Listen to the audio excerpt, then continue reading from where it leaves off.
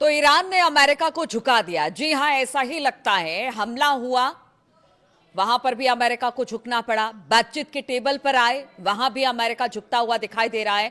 नमस्कार, मैं हूं नीलू और 3 जुलाई का दिन और इस बीच बड़ी खबर सामने आ रही है जब दोनों के बीच बातचीत चल रही है। जी हां, अमेरिका और ईरान के बीच तनाव अब बढ़ गया है क्योंकि दोनों देशों की दोहा वार्ता एक तरीके से फेल होती दिखाई दे रही है। वहीं ईरान के दो बड़े फैसलों ने अमेरिकी राष्ट्रपति डोनाल्ड ट्रंप की टेंशन को बढ़ा दिया है।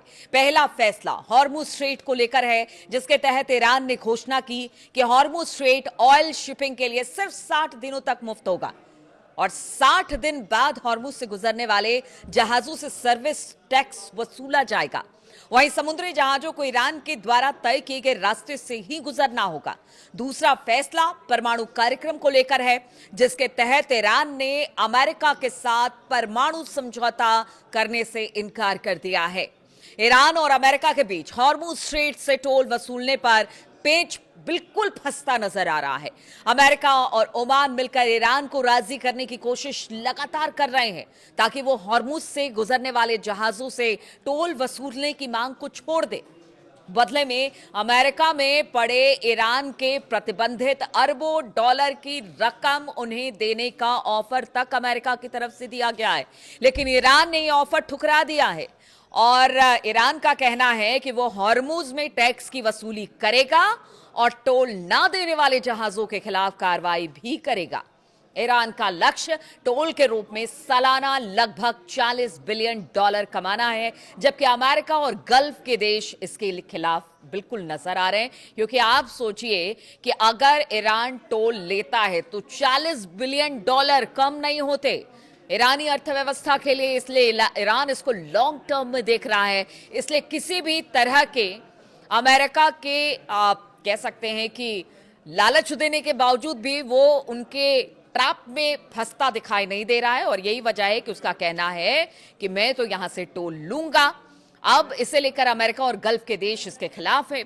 ओमान ने एक वॉलंटरी इंटरनेशनल फंड बनाकर ईरान को कंपनसेट करने का विचार दिया कि आप ऐसा कर लीजिए कि एक फंड बना लीजिए और उसके हिसाब से आप हॉर्मुज में फिलहाल जो जहाज जाएंगे उसको आप जाने आने दीजिएगा। लेकिन ईरान तब भी नहीं माना। ईरान ने अब तक ये प्रस्ताव इसलिए नहीं स्वीकार किया है क्योंकि उसे सीधे टोल मिलने का भरोसा नहीं मिलता है और यही वजह है कि वो बाकी सब बातों को अनसुना कह रहा है। और दोहरा में ईरानी प्रतिनिधिमंडल का नेतृत्व उप विदेश मंत्री काजिम गारिबादी ने किया। वहीं अमेरिका की तरफ से विशेष दूत स्टीव विटकॉफ और जेरेड कुशनर में भी दोहा वो पहुंचे हुए थे, लेकिन उन्होंने इस बैठक में हिस्सा नहीं लिया। वार्ता समाप्त होने की पुष्टि दोनों पक्षों ने की, लेकिन किसी मुद्दे पर सहमति बनने का दावा नहीं किया गया। दोनों पक्षों के बीच अगली बैठक अब 9 जुलाई को, यानी कि जो दिवंगत सुप्रीम लीडर है अली खामनेई साहब, उनके अंतिम संस्कार के बाद ही किया जाएगा और फिर देखना होगा कि क्या जिन दोनों मुद्दों पर सहमति नहीं बनी है, ईरान अड़ा हुआ है अपनी बातों को लेकर, अमेरिका उसे तमाम तरह के बातें कह रहा है कि देखिए आपको इतना पैसा दे दिया जाएगा, आप हॉर्मुज खोल दीजिए, लेकिन उनकी बातों में ईरान आने वाला नहीं है। अब कहा जा रहा है कि supreme leader Ayatollah Ali Khamenei साहब के अंतिम संस्कार के बाद फिर उसके बाद जो बैठक होगी उसके बाद इस पर कुछ आगे देखा जाएगा कि क्या होना है। देखिए, ईरान ने हॉर्मुज को लेकर ऐलान किया है कि स्ट्रेट में फ्री एंट्री केवल 60 दिन के लिए है, जिन दिनों में अमेरिकी अंतरिम समझौते को फाइनल करना चाहता है। और ये सब वो जो शांति वार्ता के लिए 14 सूत्रीय जो डील के लिए बातें रखी गई उसमें ये मेंशन है, लेकिन 60 दिन के बाद सर्विस टैक्स देना होगा जो भी जहाज स्ट्रेट ऑफ हॉर्मुज से गुजरते हैं। वहीं जहाजों को ईरान के द्वारा तय किए गए रास्ते से ही गुजरना होगा और बार बार इस बात को ईरान कह रहा है, जहाजों को लद्दाख द्वीप से ही गुजरना पड़ेगा। अगर वैकल्पिक रूट लिया तो ईरान सुरक्षा की गारंटी नहीं देगा, ये शुरुआत से ईरान कह रहा है। और ईरान ये भी कह रहा है कि देखिए अभी भी माइंस अलग अलग जगहों पर लगे हुए हैं, इसलिए उसने एक कॉरिडोर बनाया है जहाजों के आवाजाही के लिए। और इसके अलावा उसने ये भी कहा है कि अगर यहां से जो एक रूट दिया गया है ईरान की तरफ से, अगर वहां से इधर उधर जहाज गया। अभी हम अब 2 दिन पहले ही हमने देखा कि किस तरह से उथले पानी में एक जहाज फंस गया था और फिर बड़ी मशक्कत के बाद उसे वहां से निकाला गया। तो ईरान यही कह रहा है कि हमने जो रूट दिया है उस पर जाइए, 60 दिन तक मुफ्त में यहां से जहाज लेकर जाइए, लेकिन फिर 61वें दिन से आपसे टोल वसूला जाएगा और साथ ही सुरक्षा की गारंटी भी। ईरान कहता है कि अगर हमारे बताए गए कॉरिडोर पर आप नहीं गए तो हम सुरक्षा की गारंटी भी नहीं देंगे। एवर लवली शिप जिसका उदाहरण है, हमने आपको जिस तरह से बताया कि ओमान के रास्ते में हॉर्मुज स्ट्रेट को पार कर रहा था, हालांकि शिप उतले समुद्र में अटका तो नहीं, लेकिन ईरान ने इसे हॉर्मुज पर उसकी संप्रभुता का उल्लंघन माना और ड्रोन अटैक भी कर दिया। तो ईरान इसी बात को कह रहा है कि हमसे बातचीत करके, कोऑर्डिनेशन करके स्ट्रेट ऑफ हॉर्मुज से जहाज निकालेंगे तो सब बढ़िया है, वरना फिर जो कार्रवाई हमारी तरफ से किया जाएगा उसके लिए हम जिम्मेदार नहीं है।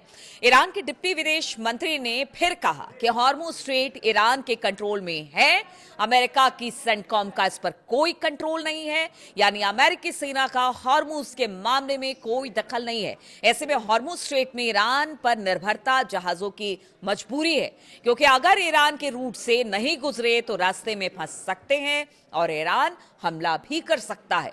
आपको बता दें कि बीते दिन ईरान की तरफ से दुनिया को बताते हुए घोषणा की गई थी कि वो परमाणु कार्यक्रम पर कोई समझौता नहीं करेगा। तो ये तमाम बातें इसलिए मैं आपको शुरुआत में कह रही थी कि देखिए, पैसे दे रहे हैं डोनाल्ड ट्रंप की, किसी तरह यहां तो कम से कम उनकी बढ़त बने, यानी बातचीत के मंच पर वो पैसा देने को तैयार हैं ईरान को कि आपका जितना फ्रीज फंड है वो सब हम रिलीज कर देंगे, बस आप, हमने जो दुनिया से वादा किया है कि जो स्ट्रेट ऑफ हॉर्मुज है वहां से जो जहाज गुजरते हैं वो बिल्कुल मुफ्त में गुजरेंगे, तो कम से कम यहां तो हमारी इज्जत रख लीजिए।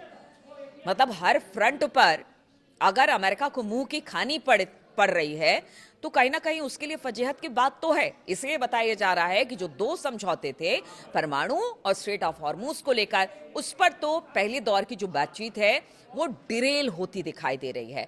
अब जो दूसरी बैठक होगी 9 तारीख के बाद होगी, फिर देखना होगा उस पर क्या होगा, और इसीलिए कहा जा रहा है कि एक बार फिर से तल्खी बढ़ गई। अब दूसरी खबर आपको बता देते हैं। अमेरिका और इजराइल के हवाई हमलों में ईरान के सर्वोच्च नेता आयतुल्लाह अली खामनेई साहब की मौत के बाद अब उनका अंतिम संस्कार किया जा रहा है, और इस बीच एक बेहद चौंकाने वाली खबर भी सामने आ रही है। सुरक्षा कारणों के चलते खामनेई साहब के बेटे मुस्तफा खामनेई अपने पिता के अंतिम संस्कार और जनाजे के सार्वजनिक कार्यक्रम में शामिल नहीं हो पाएंगे। भारत में ईरान के सर्वोच्च नेता के प्रतिनिधि आयतुल्लाह हकीम इलाही के अनुसार मुस्तफा खामनेई अपने पिता के अंतिम संस्कार में शामिल नहीं होंगे। आयतुल्लाह हकीम इलाही ने बताया कि मुस्तफा खामनेई खुद जनता के बीच आना चाहते थे, लेकिन मौजूदा हालात को देखते हुए सुरक्षा अधिकारी इसकी इजाजत नहीं दे रहे हैं। देखिए, ईरान के एक सैन्य कमांडर ने गुरुवार को अमेरिका और इजराइल को ईरान पर किसी भी हमले के खिलाफ चेतावनी दी है। ईरान इन दिनों अपने सर्वोच्च नेता आयतुल्लाह अली खामनेई के भव्य राजकीय अंतिम संस्कार की तैयारी कर रहा है, और जिनकी इजरायली और अमेरिकी हवाई हमलों में मौत हो गई थी। हमने देखा था शुरुआती दौर में ही ईरान को डर है कि इजराइल खामनेई के अंतिम संस्कार को निशाना बना सकता है, और उनका डर इजरायली रक्षा मंत्री इजराइल काट्ज के उस बयान के बाद और बढ़ गया है जिसमें उन्होंने ईरान के सर्वोच्च नेता मुस्तफा खामनेई की हत्या की धमकी दी थी। ऐसे में ईरान खामनेई के अंतिम संस्कार के कारण सुरक्षा को लेकर काफी सतर्क दिखाई दे रहा है, और इसीलिए बताया जा रहा है कि हो सकता है मुस्तफा चाहकर भी अपने पिता की अंतिम यात्रा में शामिल ना हो। ईरानी विदेश मंत्री की चेतावनी इजराइल के रक्षा मंत्री इजराइल काट्ज की उस टिप्पणी के बाद की गई है जिसमें उन्होंने कहा है कि ईरान के मौजूदा सर्वोच्च नेता मुस्तफा खामनेई की मौत तय है। ईरानी मीडिया ने अंतिम संस्कार के दौरान सुरक्षा के कड़े इंतजाम की खबर दी है। वहीं ईरान के नागरिक उड्डयन संगठन के प्रमुख ने बुधवार को कहा कि तेहरान और मशहद सहित कई शहरों के ऊपर हवाई क्षेत्र यानी जो एयर स्पेस है उस पर अस्थायी प्रतिबंध लगाया जाएगा, लागू किया जाएगा, जिससे किसी हवाई हमले की जो आशंका है उसे खत्म किया जा सके।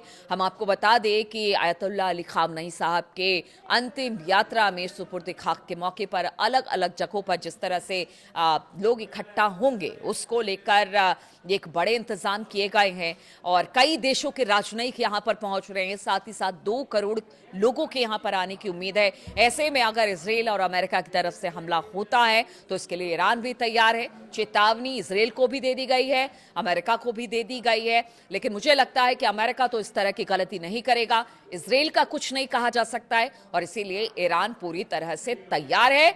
और कहीं ना कहीं भाई अपने सुप्रीम लीडर को लेकर आप तमाम तरह के प्लान बनाते हैं, इसलिए कहा गया कि भले पिता की ही अंतिम यात्रा क्यों ना हो, पूरी दुनिया भर से लोग आ रहे हैं, लेकिन पिता की अंतिम यात्रा में उनके सुपुत्र, उनके बेटे, उनके लख्त जिगर, अगर मुस्तफा खामनेई की बात की जाए तो शायद वो शामिल नहीं होंगे। और इसके पीछे का एक कारण है बस उन्हें महफूज रखना, उनको अगर कोई हमला होता है तो उससे बचा कर रखना। तो ये तमाम खबरें हैं जो वहां से निकलकर सामने आ रही है। लगातार तमाम अपडेट्स के साथ मैं आपके साथ जुड़ती रहूंगी। फिलहाल बहुत बहुत शुक्रिया आप सभी का मेरे साथ इस वीडियो में शामिल होने के लिए। कमेंट जरूर करिए, आपका कमेंट अच्छा लगता है पढ़कर, और आप क्या सोचते हैं इसके बारे में भी जानकारी मिलती है तो कमेंट करते रहिए। बहुत बहुत शुक्रिया मेरे साथ जुड़ने के लिए।